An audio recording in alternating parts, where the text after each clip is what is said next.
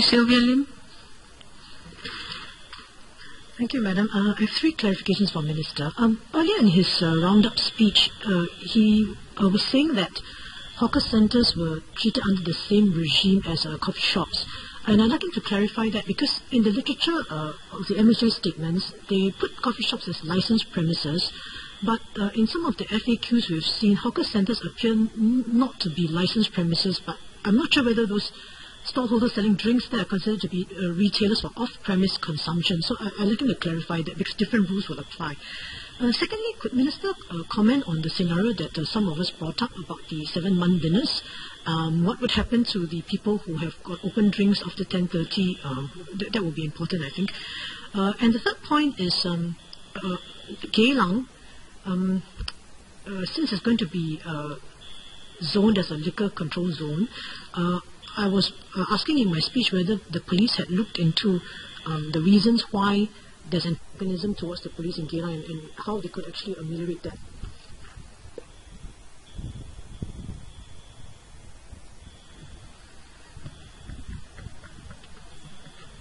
Madam, first on the issue of hawker centres. The license does not apply to hawker centre as a whole, but particular shops will be licensed. And license, if I remember correctly, the term is they're given a beer license or a beer house license, and the requirement is that the consumption take place on the premises, meaning within the hawker centre. So what that means in practice is if a shop in a hawker centre is to sell a can of beer, they're required to pop the can, so that there's a point made about consumption on premises. So that's the basis on which the licensing is conducted. And in that sense, it's similar to coffee shops, and they have prescribed times and so on for their operation. On 7th month, I think what the member is suggesting is that the 10:30 time limit is observed more and it's breached. Is that your point? The 10:30...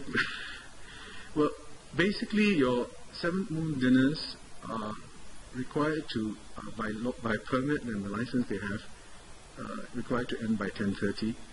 I think the member's point is that these inevitably spill over, and I think we are aware of this situation on the ground, and that is why I made the point that for these kinds of activities, because our object is to minimize the impact on normal activities, and 7th moon dinners would constitute that, we will see how best to facilitate that.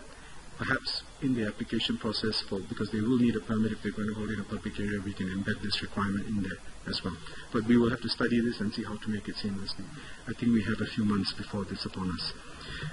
Finally, your point on Geylang, and I think your point was, why is there this antagonism? No, Madam, my question was whether the police had looked into the reasons for the antagonism and how they could actually build some bridges in that sense, ameliorate that, because part of effective policing is if you have the buy-in of the community as far as you can go. I would not say that this is a particularly sharp issue that we are seized with, because I think in general the police have very clear strategies in engaging the community. It's not just in Geylang, but it's across the island. Community policing is a key part of their policing strategy, and that entails building relationships, bridges, and bonds of trust in the community. You cannot just rely on enforcement. We need this. So it's part and parcel of the police's overall strategy to keep Singapore safe and secure.